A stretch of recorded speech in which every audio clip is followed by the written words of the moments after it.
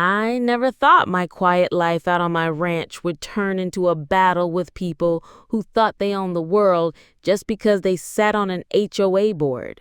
I bought my land years ago, a good spread in the country. It wasn't fancy, but it was mine. I raised cattle, rode horses, and enjoyed the peace and freedom that only wide open land can give you.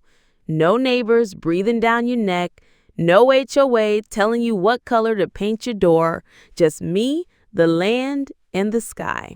That's how I liked it. But the subdivision next to my ranch grew bigger and bigger.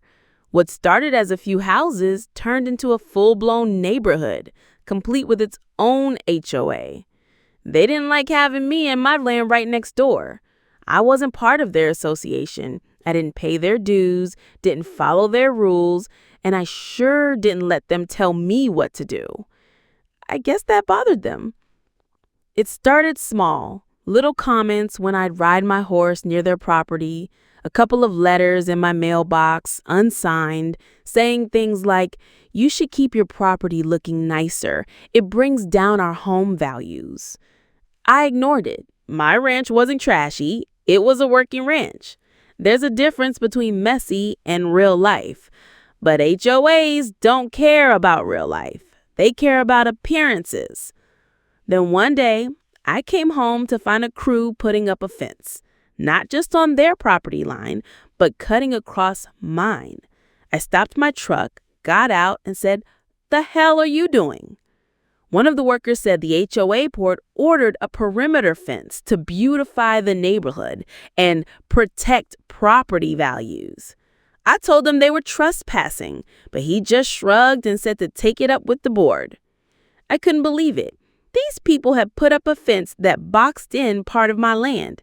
Worse, the only gate they built had a lock, and they held the key. I had to drive an extra 2 miles around just to get to parts of my ranch that I used to access directly. It was infuriating. I went to the next HOA meeting. I walked in and all these folks looked at me like I didn't belong there.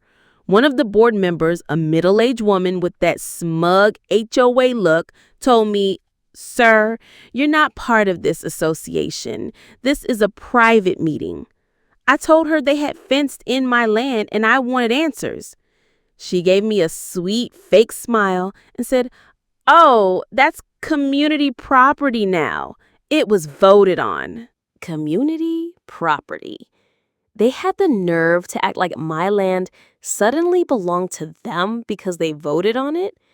I pulled out my deed, slapped it on the table, and told them, "This says otherwise."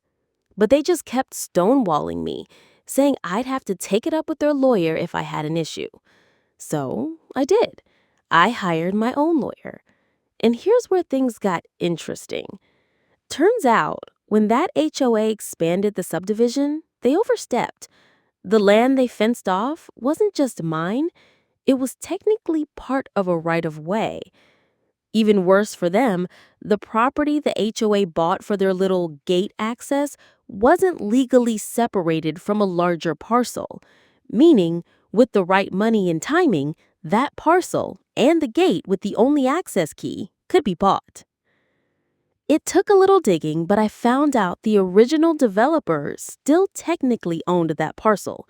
The HOA leased it. They didn't own the gate.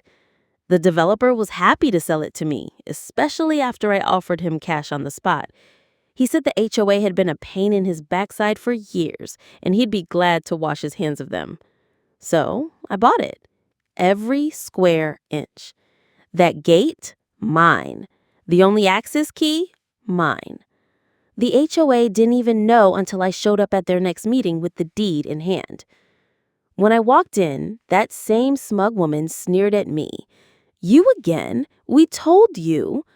I cut her off. "Yeah, you told me this was community property. Funny thing about that, the gate you all fenced in, it isn't yours anymore. It's mine. Here's the deed." I laid it down on the table, same as before, and this time their smiles dropped. They sputtered and argued, but the truth was the truth. I owned the land with the only gate key. If they wanted access to their little community property, they had to go through me. And I didn't feel like handing out keys. They tried threatening me with legal action. My lawyer shut that down fast. They had no standing. They fenced in land they didn't own, built a gate they didn't control, and now the person who controls. As for me, I didn't go out of my way to be cruel, but I wasn't bending over backward either. If someone politely asked me for access, I let them through.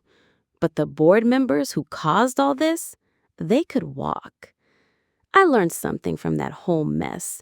When people think they've got power, they'll try to push you around.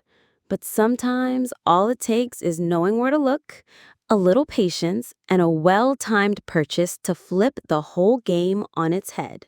So yeah, HOA put a fence around my ranch. Now I own the fence and the only key.